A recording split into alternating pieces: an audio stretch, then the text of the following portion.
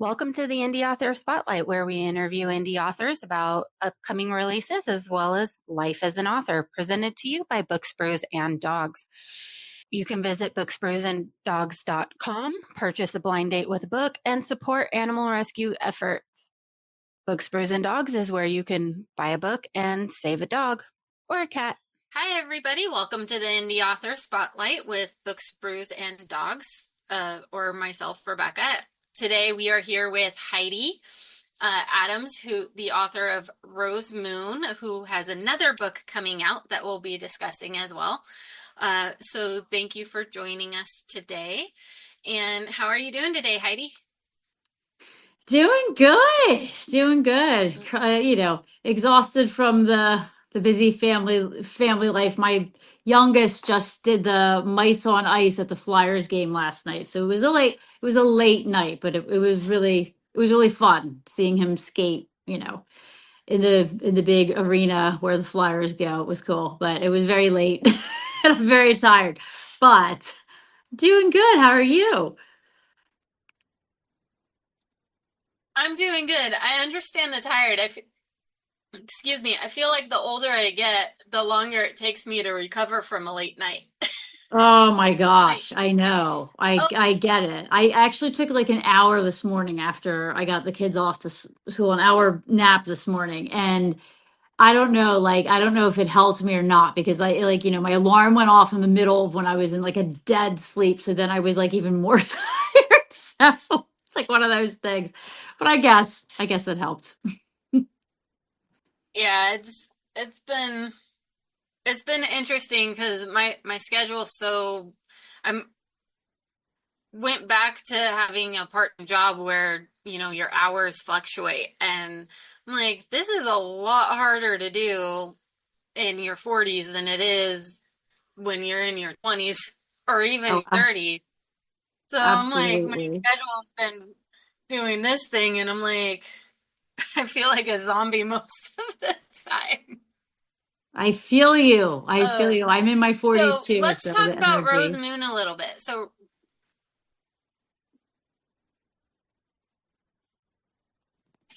Oh, you froze yeah, there. You froze there for a second. yep. So we're getting a little bit of a lag and you're breaking up. Oh no. Um, it's okay. I think it's because it's storming where I'm at. And Ah. so I've been having some connectivity issues. Right as I was getting ready to start this and signing in, my connection went out and I had to turn everything off and back on. And then realized my camera was dead, and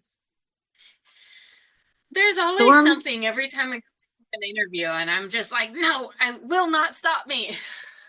storms will do that. I mean, we can't really control that, unfortunately, but they do make connecting a little choppier.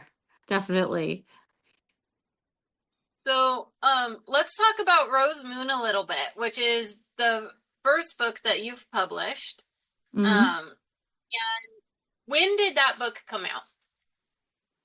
Almost a year ago to the day. It was October 17th, 2024. It's coming up on its birthday. It really is only 3 days away. That's Right? crazy. Oh my, I Almost gotta get a post like ready for maybe we that. could have waited. We could have done this.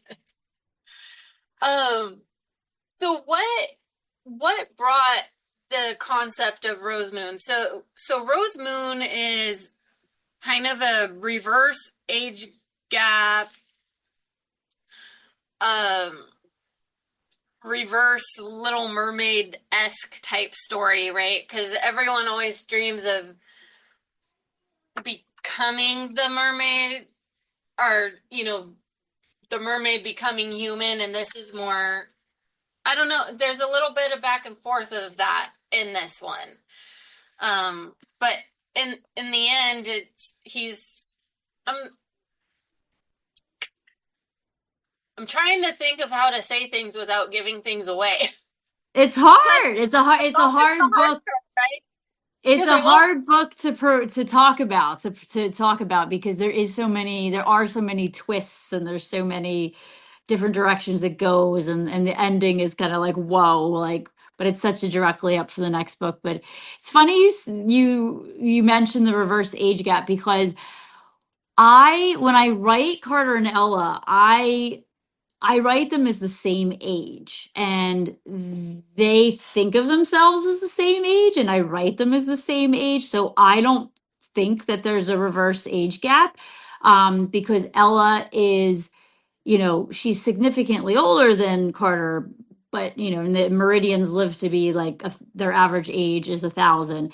But everything about them ages slower. So not only do they mature physically slower, they mature emotionally slower too, as well. So even though she's 200, she's equivalent to that of like a 20-year-old human, both emotionally and physically. Um, and another thing about that is too, like before she meets Carter, she didn't really live like a promiscuous life or anything like that in her 200 years. Like she was a soldier, um, which she tells him a little bit about in this book. You learn more about that in the second one, but she basically, like, all she knew was fighting and being raised as a soldier on the battlefield, and she really only knew like her family, and that's it. So when she came and met Carter, she was coming from that life where she has no experience of like love or a relationship or anything like that. So it's funny because some people will call it a reverse age gap, and you're free to interpret a book as you wish. That's the beauty of a book. But for me, I don't look at them as different ages. I don't write them as different ages, and they don't look at themselves as different ages. So, um, that is my take on the reverse age gap. But did you ask me where I got the I did you just ask me where I got the idea from? Maybe I'm skipping ahead. I did. I asked both in kind Oh, of a okay. question, I think. Okay. I I don't remember, but I did ask that, but I also brought up the reverse age gap thing, so Yeah. um I yeah. can tell you. I can segue into the idea of where I Yes. got it from, if you'd like. You you I tell the tend story whatever order you want. Okay, I tend to just go sometimes. So you could like stop me if I'm going off topic a little bit. But so did you ever see the movie Splash with Tom That's one Hanks of the and is it one of the Disney movies? Like the name sounds familiar, but I don't think I've actually seen it. I think I remember seeing previews for it like when I was younger. Okay, yeah, Like it's it's on Disney Plus right now, but it's not a Disney movie, but it is, you can watch it on Disney Plus. I guess they picked it up. I originally got the idea from the movie Splash, particularly the opening scene. So like the opening scene of the movie, there's Tom Hanks who plays the male lead character. I'm totally drawing a blank of what his name was in the movie, but we'll call him Tom Hanks because that's the actor. And he's a kid, and he's on this boat with his family, and they're in New England. I believe the island is Nantucket that they were off the coast of, but it was one of the islands in New England. And he's standing there on this boat with his family, like a ferry, and he sees a kid, another kid, but she's a mermaid in the water, and nobody else sees her but him. And he dives in off this boat, and he swims under the water, and he holds hands with her, and they have this like really magical moment. And then he's like pulled out of the water by the people on the boat, and he never speaks of that moment again, which I thought was really cool, because it's like you're kind of led to believe, like, you don't know if it was a figment of his imagination, like did it really happen, like what does he think. And then he grows up kind of always having this connection to this island in Nantucket, but he doesn't really know what it is. So that is really kind of got the wheels turning for me as a little kid. I always loved that concept. I'm like, man, like you could make such a story off of that. Um, and then there's a song, which is where I give like the real credit to Rose Moon. There's a song called Electrical Storm by U2. Did you ever hear it? no. I mean, I Okay. probably have. not good at remembering things like song names. Yeah. Like I keep track of it. No, it's from a while ago. It's not anytime soon. I think it came out anytime recent. I think it came out in like 2003, maybe like around that time. So it was a long time ago. And I heard the lyrics of this song and I'm like, man, these lyrics are unbelievable. And then I just so happened to see the video to the song not too much later. And there is a mermaid and a man in this video. And their connection is just so intense and so strong, and with the lyrics behind it, it further, like, it sparked like this whole world in my head, for Rose Moon, for Carter and Ella. Like, it's really like the birthplace of Carter and Ella is Electrical Storms U2. And I had this idea from Splash and and from Electrical Storm, kind of going through my mind. Like, this was a while ago. This was like 16 years ago.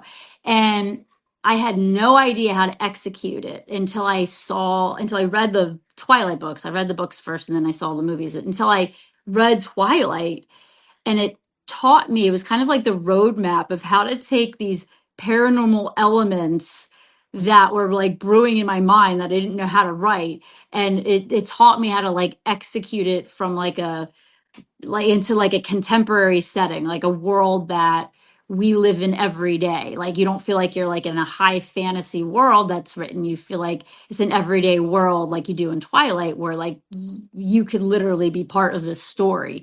So that's really how I learned to execute it, was from Twilight. So those so those were, it's three main inspirations right there. It was Splash, Electrical Storm, which was probably his main inspiration, and Twilight. So that is how Rose Moon and the whole Prophecy of Light series came to be. Wow.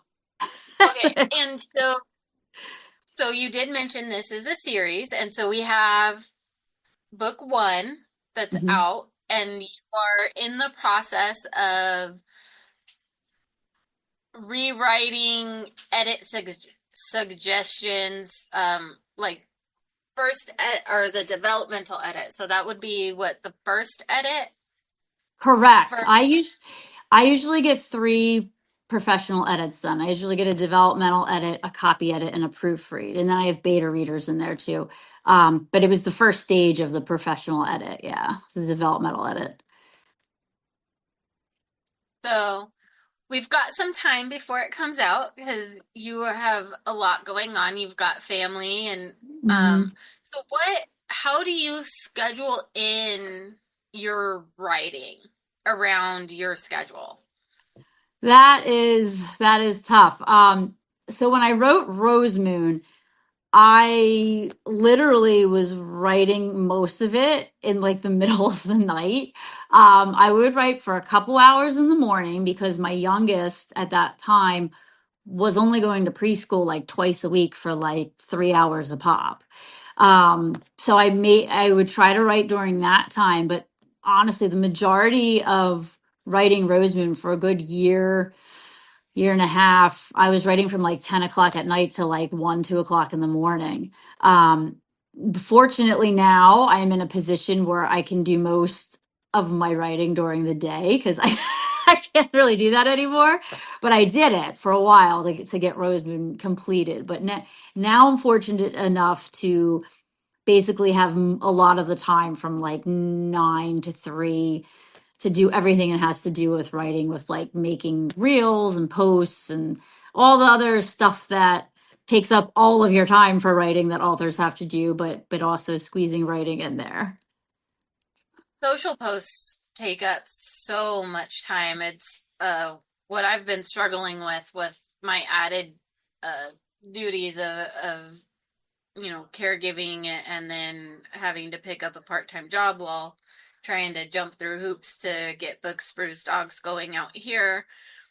And like I sit down to do the social media posts and I don't think I realized how much time I was spending on them Mm-hmm. when I was in Texas, and I've never really been all that consistent. I'm a bad social media, like I'm not a good marketer.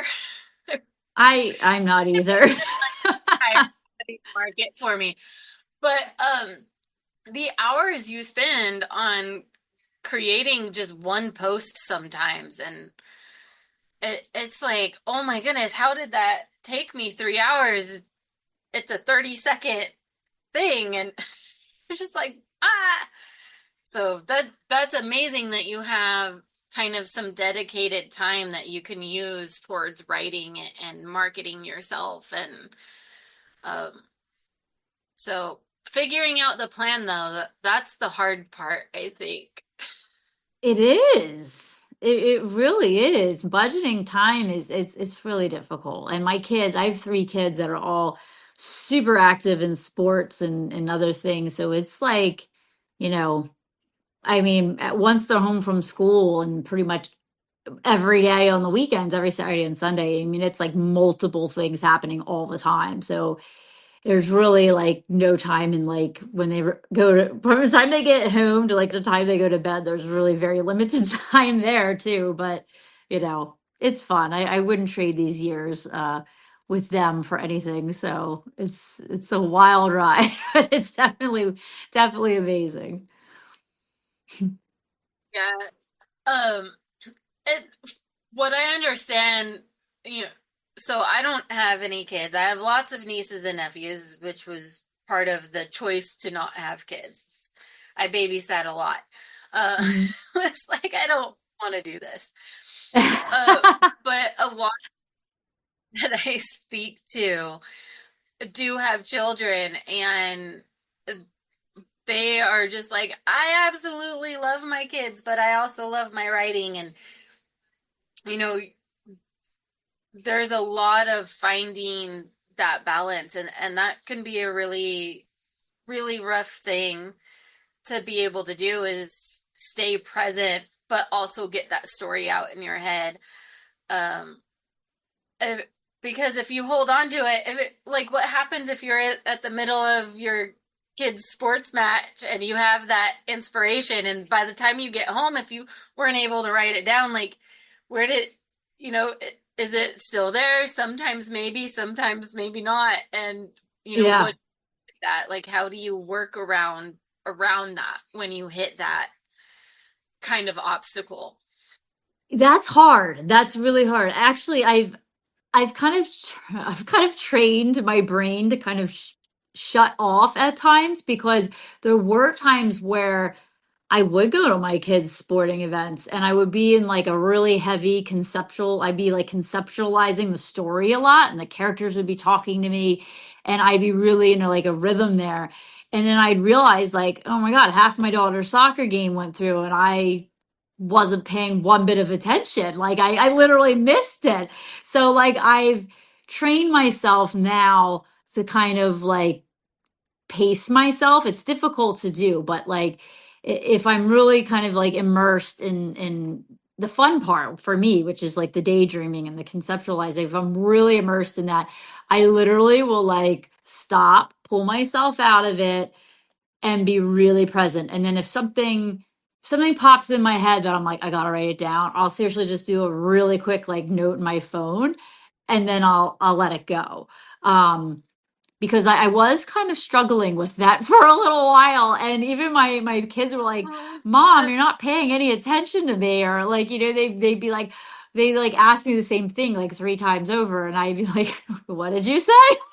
Like, so I'm like, like I don't want to be like there, but not there. So it's hard. It's hard for me to switch my mind, especially if it's like we are thinking of marketing or if I am thinking of marketing or like trying mhm. to like come up with like a plan like of posts for the month or like what to tell my street teams or my PAs or whatever. It's really hard to switch back and forth from like that left side of your brain to your right side of your brain. Like I literally like legit will get like a headache from doing that. So it's just that's been tricky. I still kind of struggle with it, but I have taught myself to kind of like shut down. Um and maybe I missed a few things, but I mean, in the end, it's better to be present, like when I'm there, being a Yeah. mom, being a wife, being a mom, being like, That's kind of important. you're right. So what do you find or feel inspires you the most for your your writing, or in what space do you feel the most inspired to start thinking of a new ideas and Really, it's music would probably be the number one inspiration for me. It's really like anything that kind of hits heavy, whether it, but music, I would say always like, I'm always looking, I have like my go-to soundtracks and songs that I listen to that, I can still conjure like new ideas from. But I'm always kind of looking for like that new song that's going to like spark something new.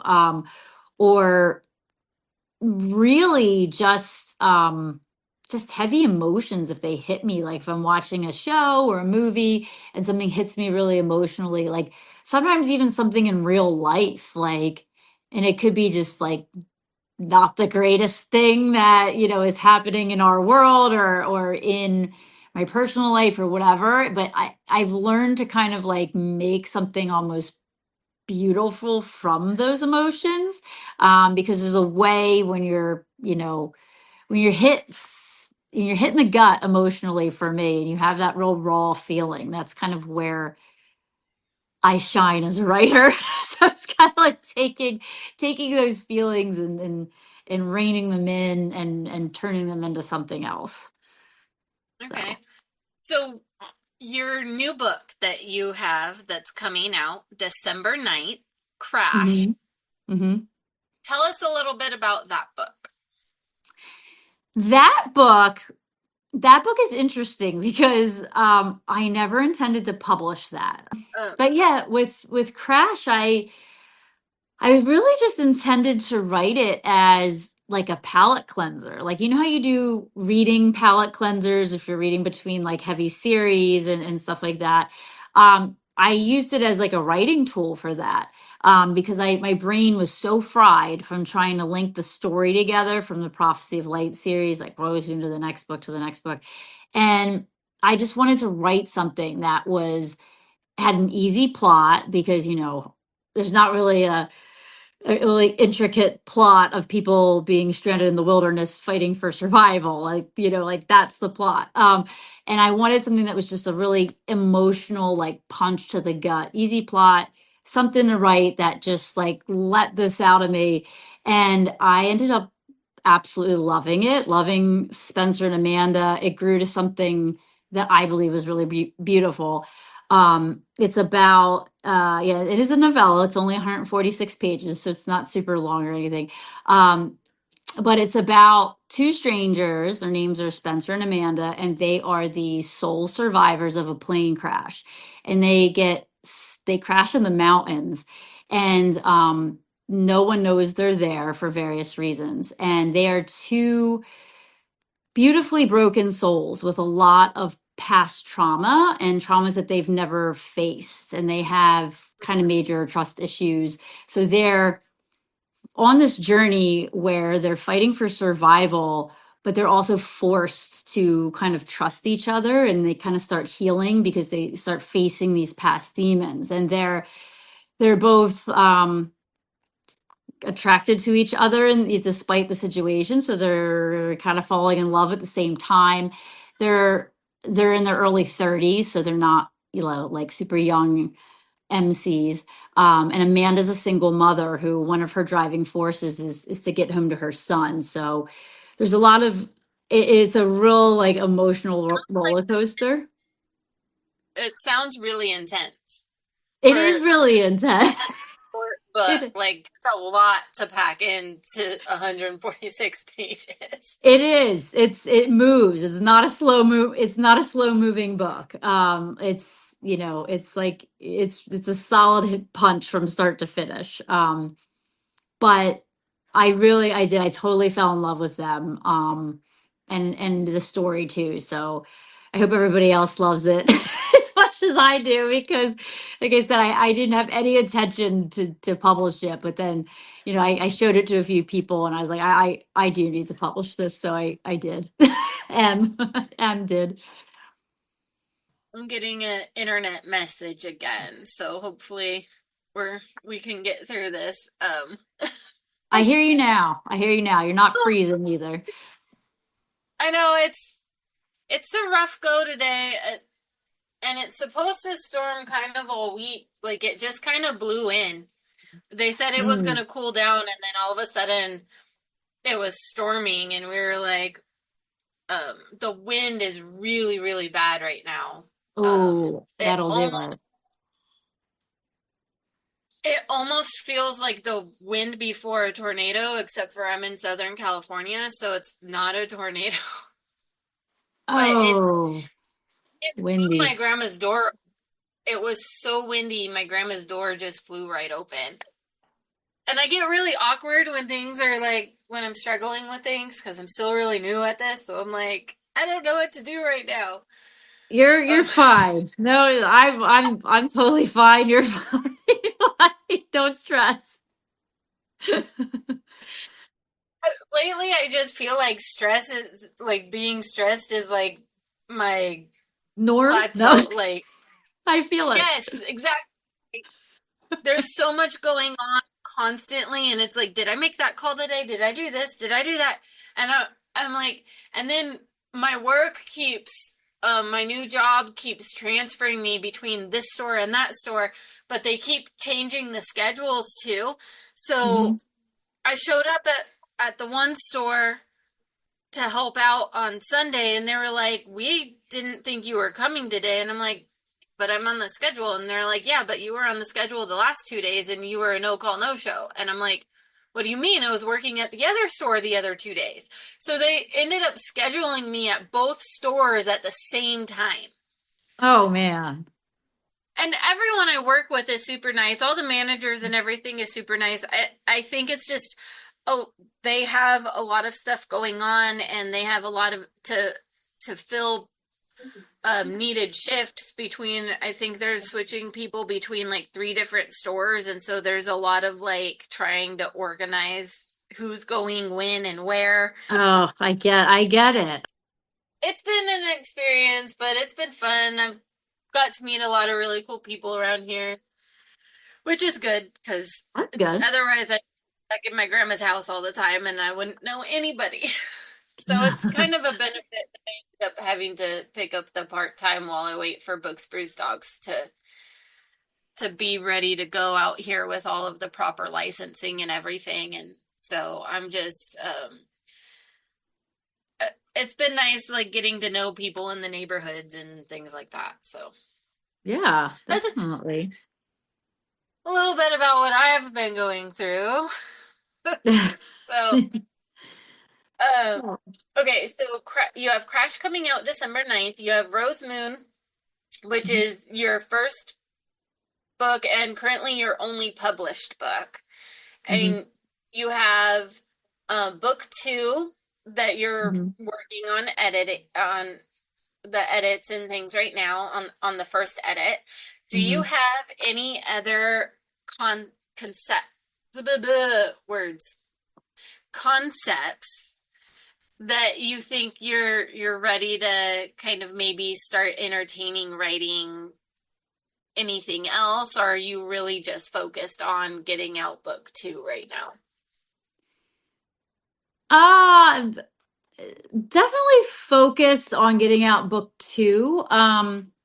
There's a lot of different books that I want to write that I have thought about a lot.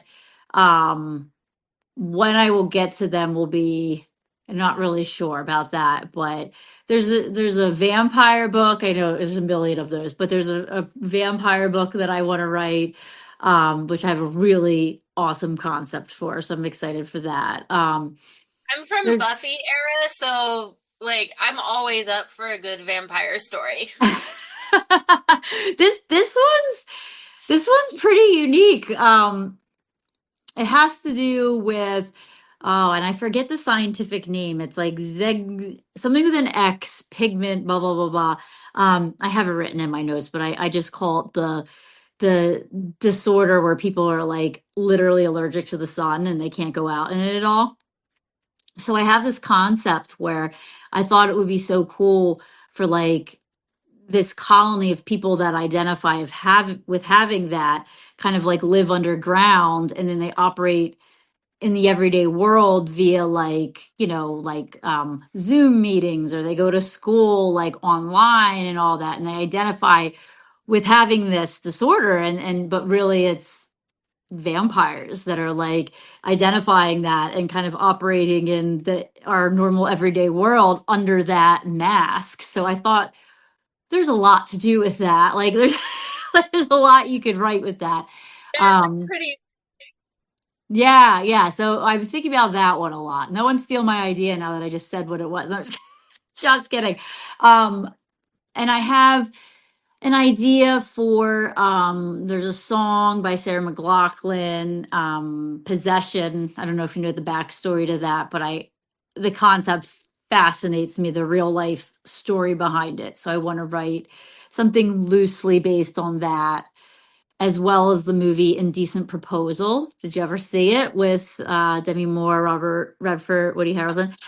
That concept, that whole concept has always just, oh my God, like boggled my mind emotionally. And like, what would you do? Like, and I think about what I would do now versus when I was a kid versus now that I have children. And I kind of want to write like a very loose interpretation of like my spin on that kind of a concept, which would be really cool to write. I have So others. I could go once, on and on. Those are a couple. so once it sounds like once you get through book 2, you have quite a bit to keep you busy. I Um, do. Then I have book 3 and 4 to write too. Good Lord. When am I going to get all this well, done? Is the question. it's it's hard. It is. It's hard. There's always so many things that we want to do, and but then there's things we have to do and obligations, and it's hard to find the balance between the things we want to do and the obligations we have. But I believe in you. Absolutely. You've managed it twice already. You can Thank manage you. it more, and you're working on your third. So, what is it that you think? So, one thing I like to ask, and one thing that I like to make sure others recognize, is the amount of courage that it takes to put your stories out there for the world to then consume and judge.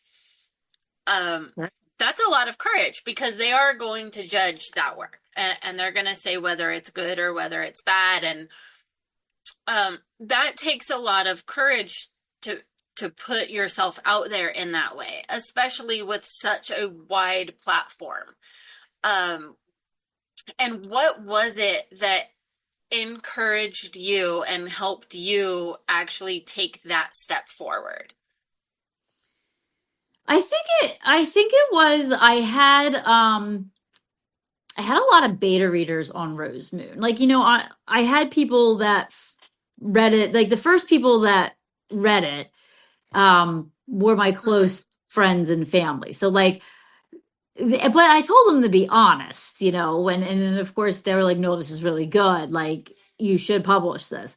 But again, like, you want people to kind of put eyes on your book that you don't know, that they don't know you personally, or the story behind Rose Moon, or have ever heard you talk about it.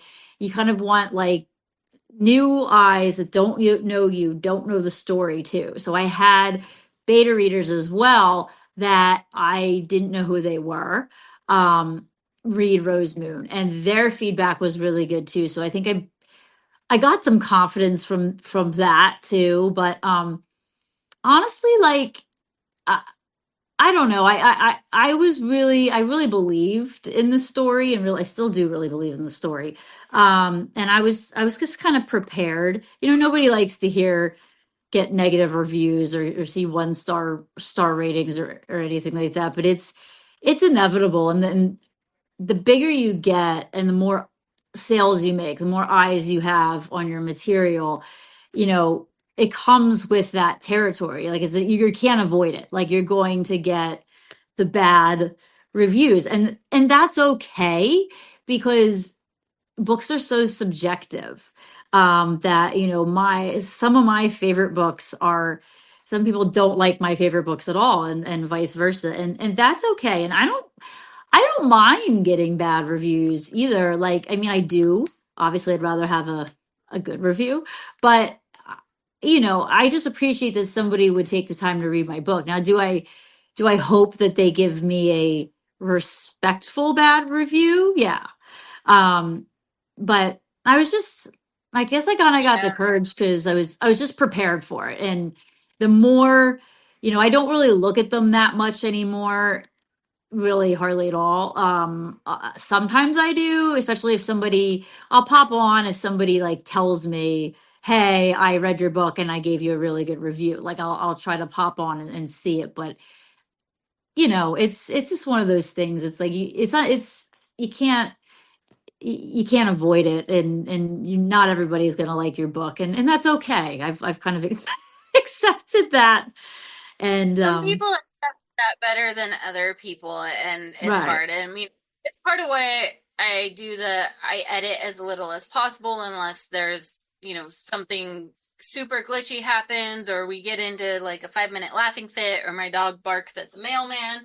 Uh, like, those types of things I'll take the time to edit out, but if I tried to edit it and make it perfect and everything, it wouldn't just I just would never get it out because I'd be too worried about if I messed this up or messed that up in it. So it's like at some point you kind of just do it. You're like, I did it. It's Right.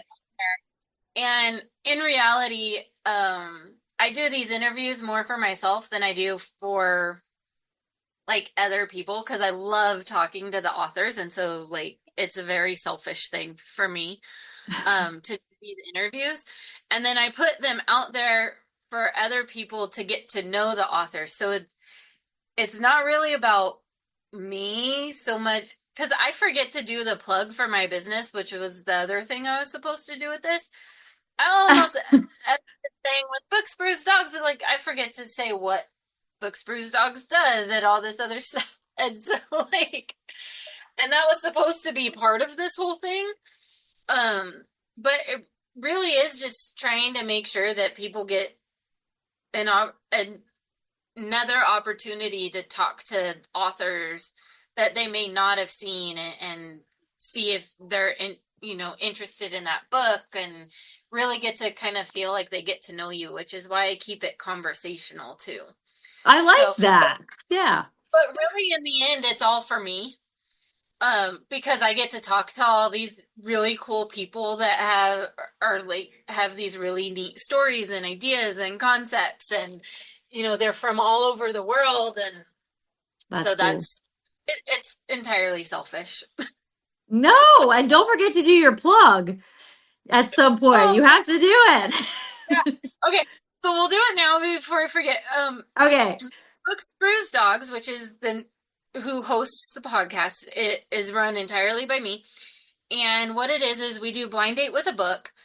And I have both new books and used books. I buy used books from libraries when they're cycling them out. New books I get before they make it to a landfill. And we wrap up the books and we put teas and other little goodies that come from small businesses with them. And a portion of all of our sales, and this is the important part, a portion of all of the sales from our blind date with the book go to animal rescues. Oh, love that. And so that's what Books Brews Dogs does, and that's it's literally what our name is. So the brews is tea. We started with teas, and I've been able to extend to coffee, although I haven't found a small business for the coffee. I was able to, because some people are like, a lot of people were like, I don't drink tea, I'd rather have coffee. And so Mhm. it took me a few months, but I figured out a way to also provide like single serve coffee Nice. instead of tea. And so you get your option. And then I also provide hot chocolate for the kids' books, or, if an adult would prefer hot chocolate over the coffee or tea, that option is there too. Oh, love But that. booksbrewsdogs.com, you can order online, or if you happen to be in California when I get all the licensing up, you'll be able to meet me in person at farmers markets. So, Nice. yeah. And then when I have the funds, I also try to buy books from indie authors and put those on the table. So you're not going to find, and I'm not going to buy those books to send out in the because most people, they're so popular, most people already have all of those books. So I try to make sure it's books people that aren't going to be readily available, but are also going to be really good books. So Love there's that. my plug. I It's really long. no, That's why I don't do it. I love that. I love that. Yeah, that's amazing. I love I'm such an animal lover too, so I especially love that the proceeds, a lot of proceeds go to animal rescues. That's really cool. Really amazing. Yeah, and that was inspired by our animal, by our pit bull that we rescued, and just learning, how much the people who run the rescue do, and they're Right, all right. and it's nonprofit. So any animal rescues we work with, I make sure that they're nonprofit rescues. They're not keeping any of this money. They're all nonprofit, volunteer-based rescues. That could really use the funds, because a vet visit just to make sure that it's healthy is can be hundreds of dollars depending on where you're at, and Right. so it's a lot of Yeah, money to make right. sure that these can find a home. So I love that. I yeah, love that. Good so for that's you. entirely why we started our business, was literally to be like, how do I help raise funds and awareness for animal rescue efforts? And then it became, um, well, what are the things I love the most? And it's just like, well, I like books, I like tea, and I like my dogs. And that is literally the name of the business. Hey, that's amazing. Like your You, favorites, I mean, hey, that's impressive. It's like, not many people like, get to do something like that with what they're passionate about and have it be you know, like hopefully their job or whatever. Like not a lot of people do that. So you're taking your favorite things and yeah, well, making it work. I kind of started it, and it was supposed to just be like once or twice a month we would go out to these events and do this. And then I got laid off. And I was like, screw it, I'm going all in. Yeah. And that's what I did. And it's been rough, and it's been a struggle. And I've kind of had to take a step back. But I purposely didn't get a full-time job. I purposely got a part-time job that I could easily walk away from if I needed to, or that could work around my schedule, to be able to do Books, Brews, Dogs once everything got in order, because I'm not giving up on this, not yet. But things, life happens and things change, and I had been laid off. This is a job I can do from anywhere, and my grandma really needed help out here, and so I was like, well, I guess I'll just move back to California. And it's been a little bit harder getting the licensing and stuff that I need than I thought it would be. But we're getting there. I've got two of the three, so I'm just waiting on the third. Awesome. So yeah, hopefully it comes through soon. Fingers are crossed for you. Right? So, oh my goodness. Okay, so we can get your books. I know Rosemoon is on KU. Hmm. And they can order the paperback or hardcover version off of Amazon as well. Hmm. Um, Crash is going to be on Kate. Is there anywhere where they can buy it from you directly, or are you only publishing through Amazon right now? Right now, I'm only publishing through Amazon. But that's not to say like I would like to do like an online shop. I keep saying that and I just haven't I haven't gotten around to it. But I do have quite a bit of extra Rosemoon books. I actually have some extra blind dates of the book from A Million Lies Book Festival this summer. I have a whole lot of extra inventory. So from that. So if somebody really like wants something, they can DM me and I can. I didn't realize you were one of the ones that was affected by that as well. I've interviewed a few authors that were. It's actually how I met Lauren, who kind of helped inspire me to like, no, do the Aw. thing. Oh, Lauren's Okay, I great. will. Yeah, but yeah, I mean, it stunk that I have all this extra, I planned for like, I don't know how 500 to 600 people to be there, they said. And honestly, it was probably like 50 to 100 people came.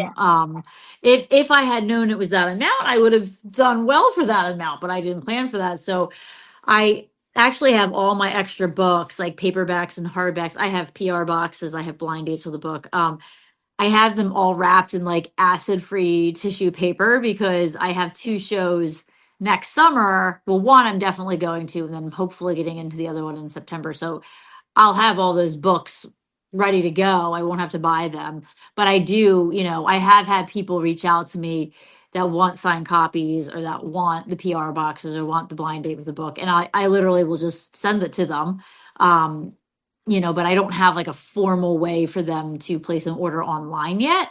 But, if anyone's interested, they can DM me. I will one day get an online shop. I've been trying to set that up for a long time. It probably is So, time.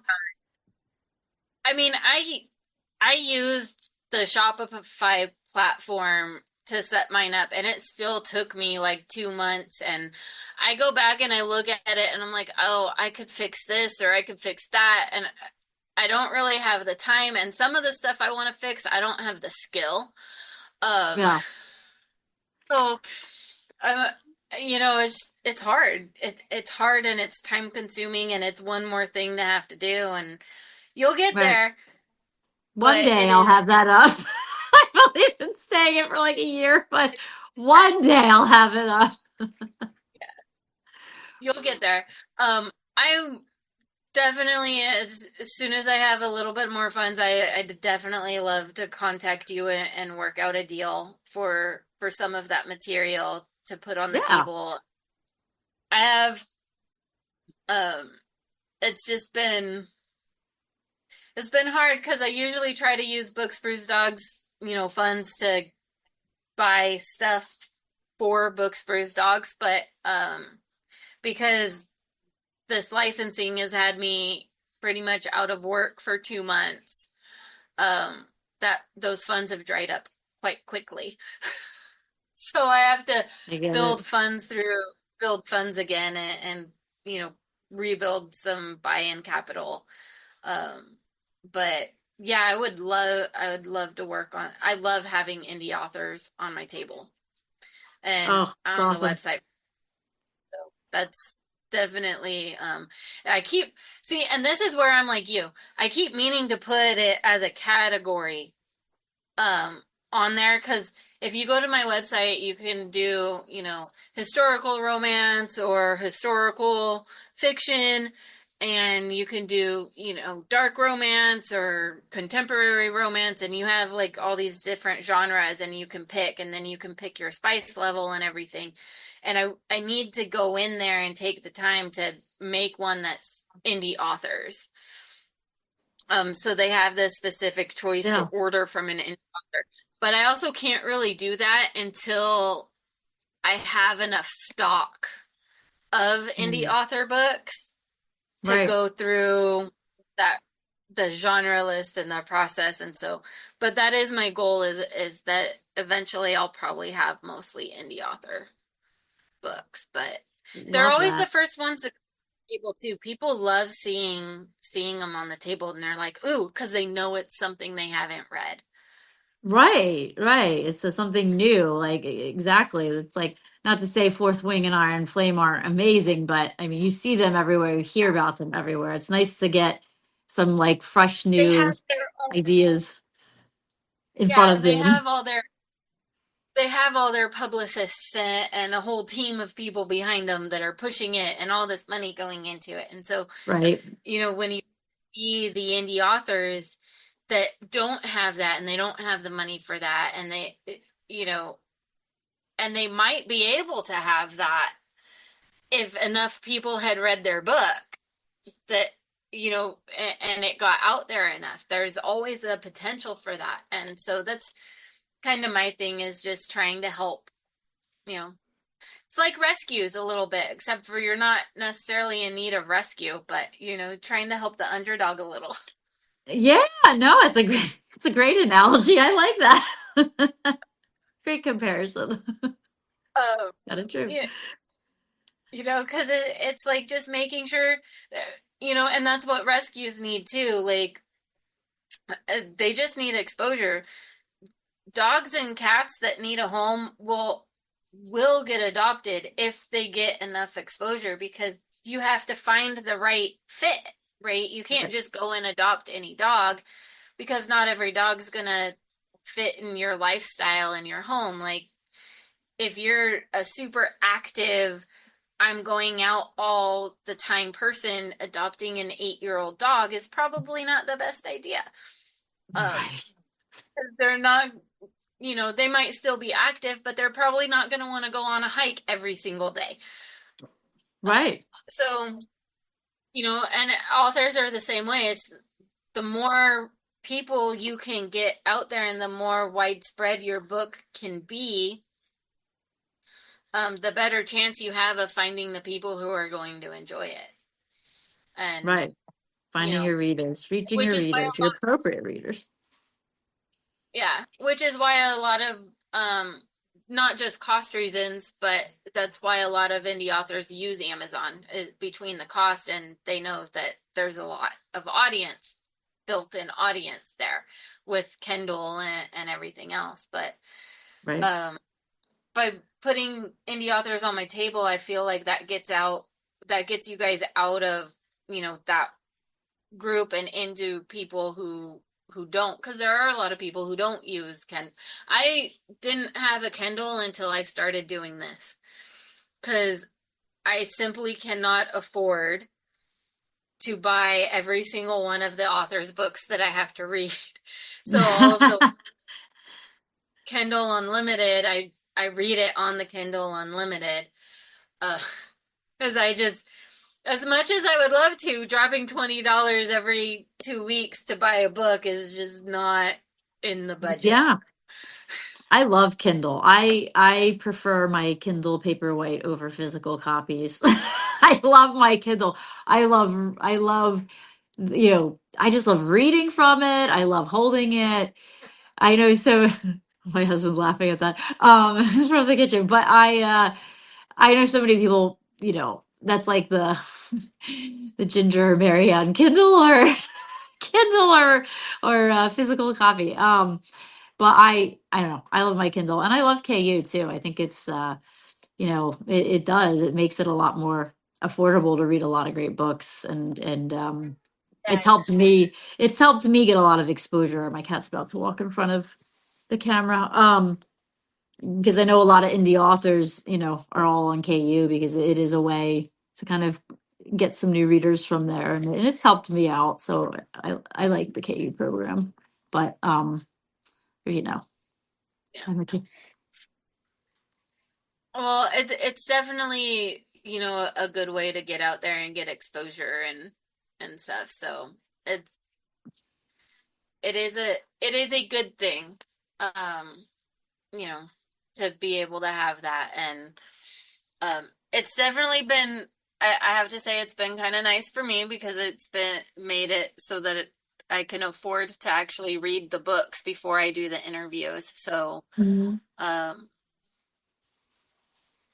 and it does help you guys out a little bit, because it's one more person reading the book, and every page turn, helps generate a little bit of income at least. But it's, yeah, I would much prefer to be able to afford to buy your physical books, because I am not I don't like the digital as much. That's fine. A lot of people like prefer physical books. I don't know. I think as I get older, my eyesight is getting worse with reading, so it's easier for me to read off of it than it is a physical book.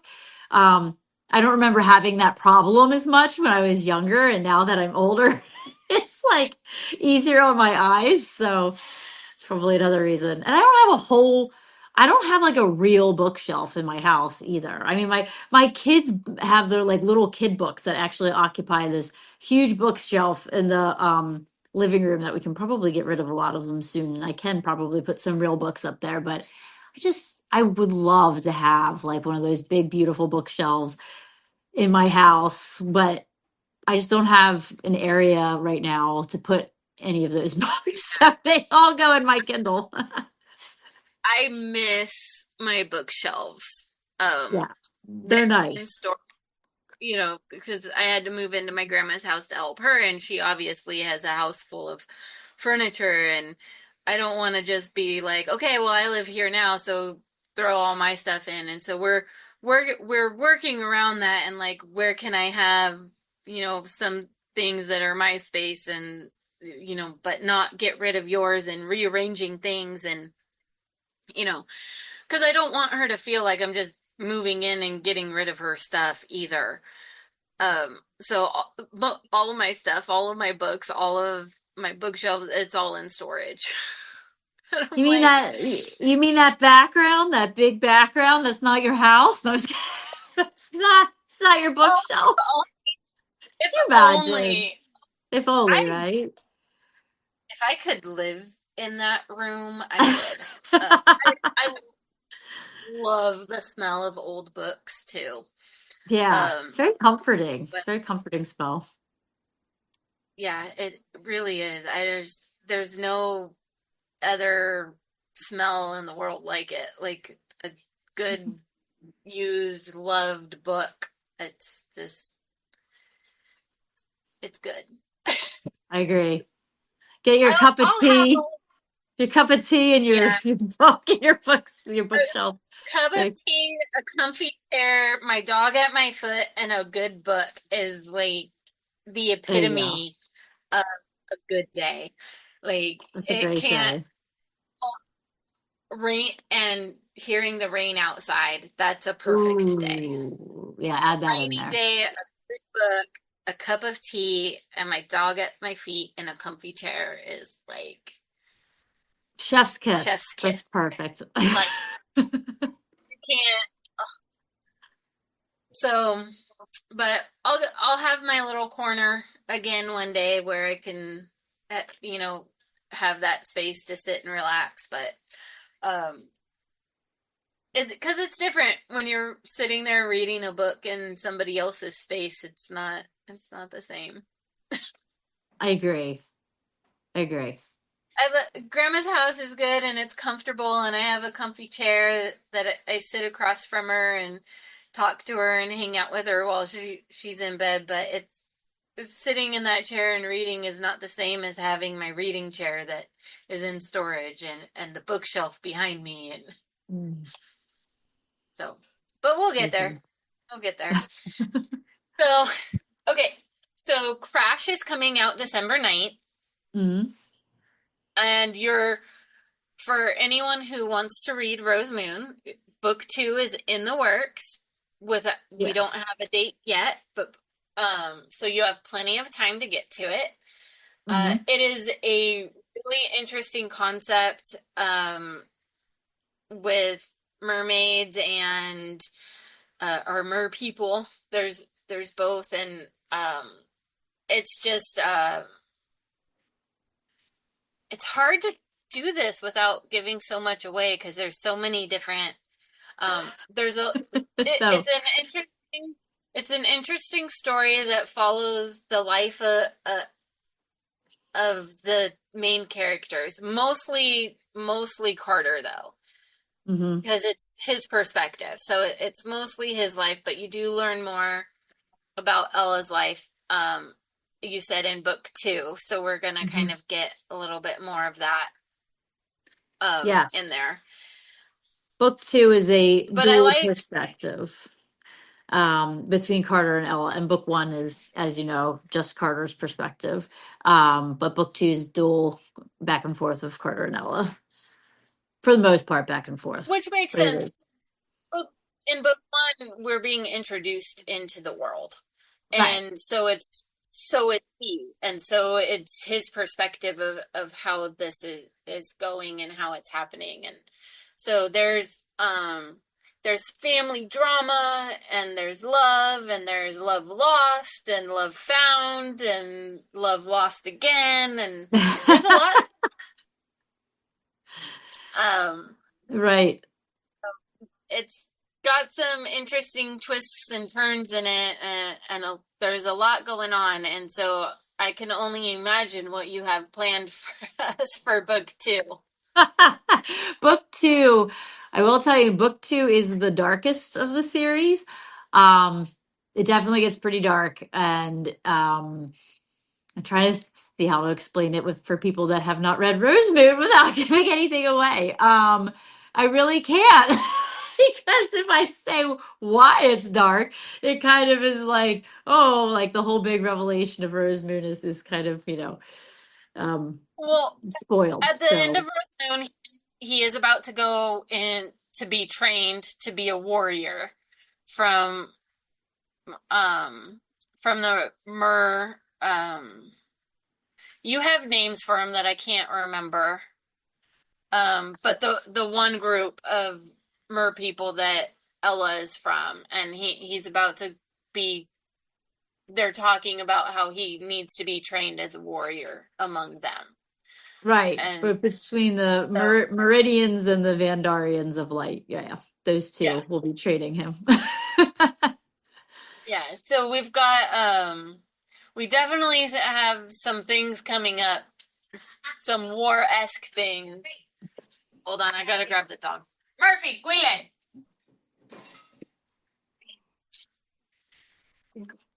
Grandma spilt chocolate chips on the floor earlier on accident, and we thought we picked them all up, but Murphy keeps finding them for us.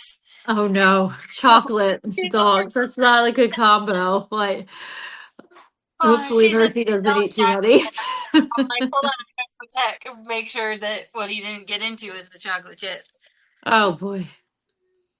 But yeah, it's they like found their, because her bed is in the living room, and they kind of found their way into like the crevice between the drawers underneath her bed, and it's been fun. It's been an adventure all day.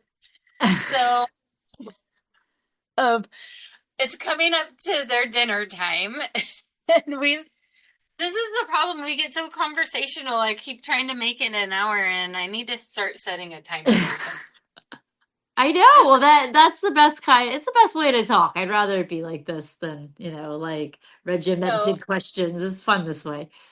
I know, but it's like at the same time we get a little carried away just having the conversation, and it's like, I know you have things you have to do, and I have to feed the dogs, and I have to. Well, yeah. I mean, it's been awesome talking to you.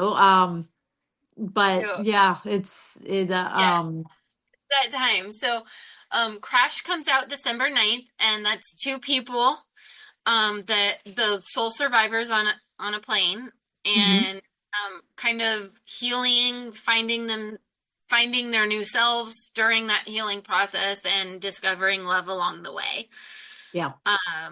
It's a short novella, and that's going to be out again December 9th. I keep saying that on purpose. Yeah, December 9th. And for everyone who loves a good mermaid story, Rosemoon is a great place to go and check out a very unique story that you will have more of coming. So that's always exciting. It's a love-hate relationship I have with series. I love that I get to stay in the world longer, but sometimes it's like, now I have another book I have to read. They make your TBR so long. I think my TBR is 99% the next book in a series. I know. I'm actually in the middle of reading the tandem read of From Blood and Ash and Flesh and Fire, and those books are long.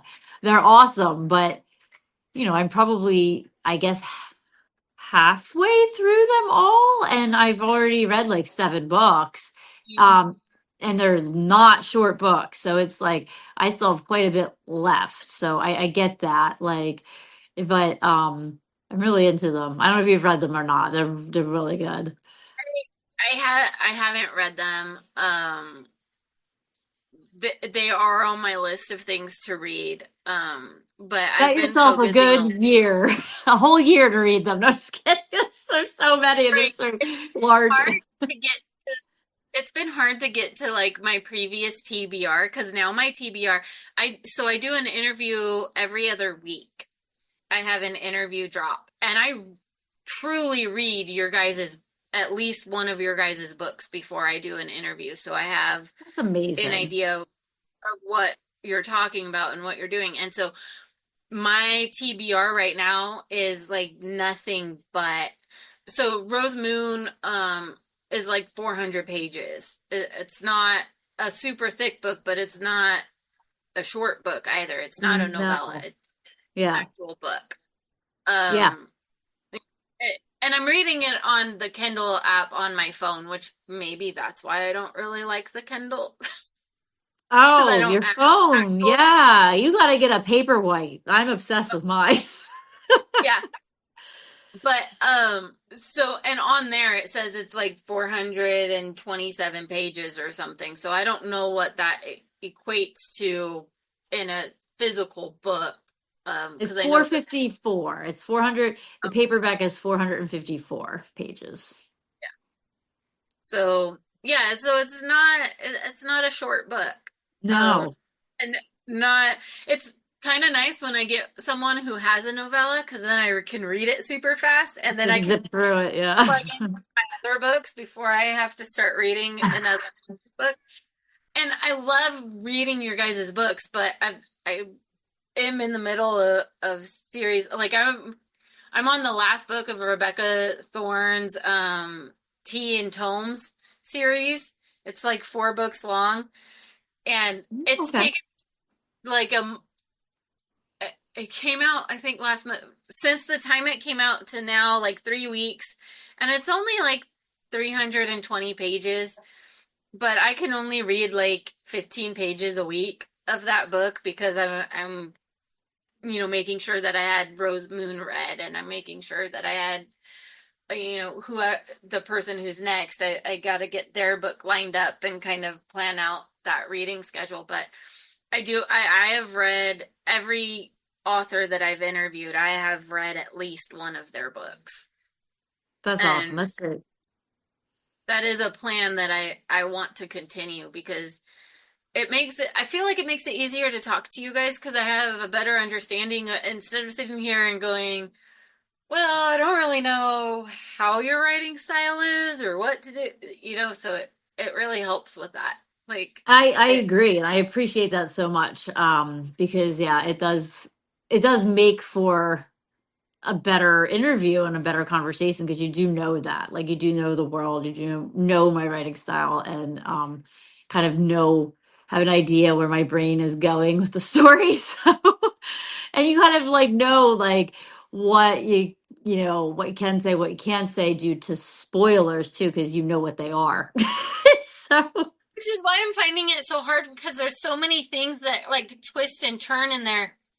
It's like, well, if I bring it up that way, then that kind of gives that other aspect away, but you don't really it's want to do that. And so you've made it an interesting conundrum for me. What can I say without giving this part of away without so that's been a challenging part of this interview is what can I say without saying anything at all? it took me a while to practice what my pitch was going to be for, like, when I talk to people who ask me what is your book about. It did take me a while because at first I was like, like deer in headlights, like what do I say? but it is. And I usually just tell people, like, you know, the overall theme of the whole series is about love and the lengths you will go to fight for it. Like, what lies will you tell? What secrets will you keep? Like, what will you do? What lengths will you go to fight for that love? And and then I kind of say, not that you asked me this, but I'm just I'm just telling you, like, what I said, not that you asked. And I'm going on, I'm talking, your dogs have to eat, my kids have to go to bed, so I'll make it fast. But after that, I basically just say, like, it's about our male main character, Carter Quint, who seemingly has it all, right? Like, but he's harboring this little secret where this foreign force comes in and takes over his mind and body. And as you can imagine, it presents problems with him in his life, like anger issues and things like that. And he doesn't understand who he is, where these are coming from. But the only place he feels at peace is at his grandfather's house in Cliff Island, Maine. And there he meets a mysterious girl named Ella, who turns out to be a mermaid that only he can see. And the two begin a very heated and intense forbidden romance that has lots of twists and turns and revelations and discoveries. And I kind of cap it at that. Did I do okay? You did. You did. Oh, I took That's you the good forever thing. to figure out how to say it. So yay! Yeah. It's like I want to say it because it took me forever. I've got it down now, I think. Sort of. So, so that's Rose Moon, and you're working on book 2, and we're pretty excited about book 2, and the continuation of Carter and Ella's story. So not to put a time frame on you, but hurry up. Sorry, that was. I thought you meant for now. I'm like, oh, good night. You mean for book 2? And then you have Crash that comes out December 9th, and that's going to be a good palate cleanser book, a nice little short novella. Mm-hmm. And another love story, quite intense love story, it sounds like. Mm-hmm. And a lot more concepts buried in that head of yours. So many. So too many. It's like swirling continuously. Be sure to check out Heidi's books. You can check out Rose Moon on KU. So be sure to check that out. And again, Crash on December 9th will also be on Amazon and KU. And absolutely do not forget to follow her on social media, which is going to be across the screen after. Ooh, nice. So, we'll put your Instagram handles and any other social medias that you have will be available for people to pull from the video. So. Thank you. You're welcome. I hope you have a wonderful day. Thank you. Or evening. Thank you. Yeah, thanks for having me. Absolutely. I've really enjoyed this. Like I said, I love getting to talk with all the authors and learning about their inspirations and the struggles that they went through to get themselves out there and their writing processes and all of that. It's so much fun. I've learned so much every time. Oh, that's awesome. So it's always a pleasure, and thank you so much, Heidi. I really appreciate it, and I am looking forward to hearing more from you and seeing what more you could do and what more you put out. So. Oh, thanks so much, Rebecca. Thank you again for having me, and go feed those dogs, and I'll go put my children to bed. But thank you so much. Bye.